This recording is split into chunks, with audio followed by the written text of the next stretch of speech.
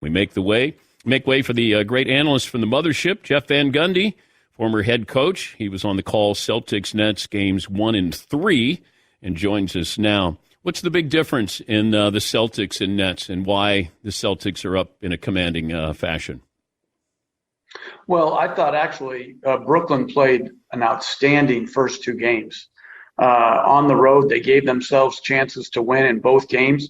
They shot the ball better than 50% in both games against a great Celtics defense. So I really liked the way they played the first 2 games. It was game 3. It was the turnovers combined with Durant obviously not playing, or Irving playing particularly well, and the other guys, the complementary players around them other than Bruce Brown, didn't have good nights either. So it was a bad night all the way around, and one they could ill afford. Would you sign up Kyrie for a long-term contract if you're the Nets? Well, it's tough choices now, because right now their depth has been compromised. Joe Harris has been out most of the year. So very good for them from a shooting standpoint, good rebounder, and he's got stability to him. And then, Ben Simmons, if you're going to say you're going to trade Harden, and in this 1 year, what you're going to get back for Harden is Seth Curry, who's hobbled, and Andre Drummond, that's a lose from a talent standpoint too. So I think you have to look at your roster in totality. I know this because guys don't play as much now, either minutes in the game or over the course of the season. You have to have quality depth. And that's what right now the Celtics have built. They've built a strong 8-9-man rotation. And right now the Nets don't have enough depth due to injury to be able to put it together and make a championship run. Would you sign Kyrie long-term? I'd have to look at all those factors, O'Dan. I mean, obviously he's had durability issues for many different reasons, and my team has had durability issues. The talent is obviously a unique offensive talent, the handle and all that, shot making. He hasn't played very well in the last couple games here after a great second half in game 1. Just in general, forgetting Kyrie for the second, I think you always have to ask yourself, and I don't know what he'd get. Let's say he'd make $40 million. Are you better getting one $40 million player, or are you better getting, not as good as the $40 million, but having 2 really good $20 million players? I think you have to think about how you want to surround Simmons and Durant, because those 2 are there, and you're going to have to build around those 2. Let's go back a week or so ago. It felt like the Nets, they're saying, hey, Ben's, he's been pain-free. He's been working out. Like, why are they setting him up to be the fall guy from the standpoint of, oh, wait, he's not playing again? Why not just say, we believe he's out. We're not expecting him to play in this series. Instead of, hey, this could, maybe tonight. Like, I just don't understand the philosophy unless they're trying to kind of push him into, come on, let's go, let's play, let's suck it up here. Well, Dan, I think at least what I've read, those are the sources saying that he's, on track to play in game 4. When we've talked to Steve Nash prior to the games that we've done, he's always said, I think it's too early to say. And so the reports that were coming out of whatever camp never matched up with what Steve Nash was saying to us, which was, hold on, he hasn't even practiced yet. And again, I have no idea what's going on. People who, I think it's hard to make these hard and fast pronouncements that he's either letting his team down or he's injured. Like, none of us really know if he's truly injured, if it's a mental health situation, or he could play, he's just not comfortable to play. And so I find it a really odd situation, and I certainly am going to remain judgment-free on him and what he stands for. Yeah, it just feels like, and all Steve Nash has to say is, look, he's not playing. That's it. And that if he does come back, then we would have said, oh, wow, okay, hey, he's progressing farther along. Like Zion Williamson. Why is Zion not playing? I mean, can he play 15 minutes, 10 minutes, 12 minutes? Why would you not put him back in, or why is he not being put back in? Well, that's an interesting question right there. I think right now, I think New Orleans is going to win that series. Once Booker went out, and let's say he can't come back, I think they have, even though they were 10 games under 500 during the regular season, and Phoenix was 64-18, I think offensive talent-wise, New Orleans has the better team with the addition of McCollum and Valanciunas in the offseason. But if you throw in Zion for 15 minutes a game off the bench, then I think they become the prohibitive favorite over these last 3 games. So I've got to believe that, Williamson just isn't healthy enough to play. Because why wouldn't you want to play if you were healthy enough in the playoffs? But I also look back to Michael Jordan's second year in the league. He breaks his foot. If we fast forward to now, Michael Jordan doesn't play in the playoffs probably.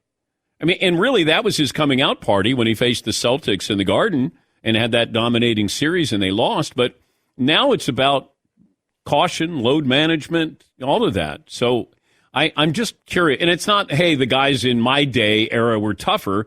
It's just the philosophy, I think, is different than it used to be. Oh, it's absolutely different. But it's not just different in the playoffs, Dan. You know that.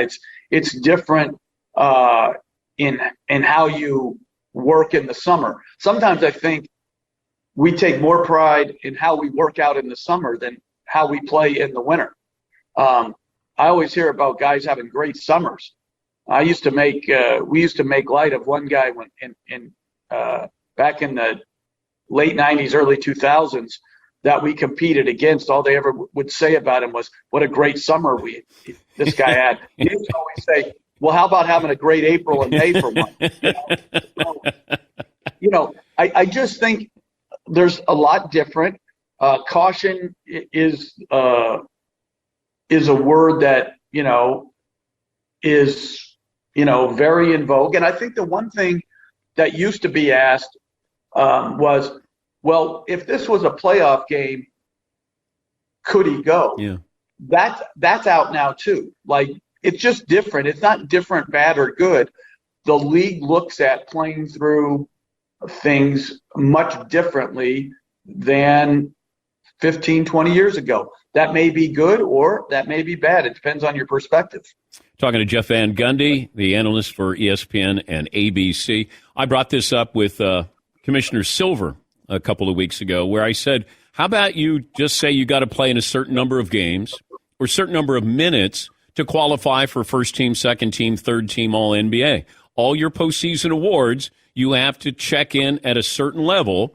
Therefore, you're going to get those players because of all the bonuses that are attached to first, second, third team, or winning the MVP or defensive player of the year, all of those things. What do you think of that idea? Love the idea. Unfortunately, because like you just said, bonuses are tied to it all. You'd have to work that out with the Players Association, and they're never going to give on that.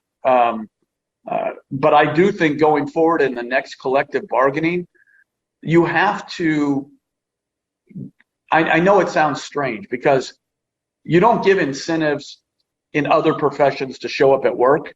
Like, hey, today if you show up at work, we're going to give you, the chance to be all first-team fire department. But in this situation – the way the trends are heading, and I think in a negative way as far as for fans, they really don't know oftentimes going to a game, buying tickets for a game, tuning into a game, who's going to play. So I think to give extra incentive to either games played, minutes played for all the awards, I think is an outstanding idea that I think the commissioner should think very long about trying to include in the next collective bargaining agreement. I think you should be able to buy star insurance. So you play an overage on your ticket, and let's say you're showing up to see Steph Curry, and he doesn't play, then you get your money back. Or Luka. You're showing up to see Luka, and you've got that star insurance. What do you think? I like it. I think it's also unfortunate that we're having that conversation, but I listen, I do think we have to protect the customer and the consumer. Right now we're on this high that, people are watching, they're excited about NBA basketball, but we can never take for granted the fans and that they drive the freight. And I don't think Adam Silver takes them for granted. I hope we as teams and as a league don't take them for granted, because once you're not giving them the product they think is warranted for the price, obviously they're gonna spend their money elsewhere. So I think we have to have, I don't know if it's insurance. And I think, Dan, I don't know about you, but I think fans understand the difference between legit injury and just taking a night off when they choose to take a night off. Yeah, but we can't ask that question, Jeff. We're not allowed to ask Ben Simmons, hey, why aren't you playing? You're not. Unfortunately, because now even – and it used – hey, listen, the media is a lot different too, Dan. You used to be held account after every game. You didn't get a choice. The reporters were allowed into the locker room, and you could run away, but it was harder back then to run away. Now with the Zooms, teams don't make people available. They don't have to answer for either their play oftentimes. And that's why I admire the players that win or loss, good game or bad game, they stand before the media, and they're not just there when they're giving them praise. They're there when they're taking on hard questions. And that's why I admired what Durant did. It had to be hard, after game 3, to be disappointed in the result in your own play, but to stand there and take it, that's what part of your pay is for, your responsibility is for. But now it's harder. And frankly, a lot of the questions are more softballish because they are relying on players and the players' agents for leaks and sources off the record. So a lot has changed in the climate of how the game is covered, too. Is James Harden getting old right before our very eyes? Well, I think he certainly hasn't played to the MVP level that we're accustomed to. And that was in Brooklyn and in Philly. But I would not underestimate his greatness. I always thought the dynamic between he and Embiid was going to be a challenge, because Harden has a style that's very unique in how he dominates the ball. And Embiid, when they play through him, whether it's in the high post, the elbow, or the low post, is absolutely dominant. So it's a hard dance to master. Actually, I think they played together exceptionally well. I think they fit together better than I thought.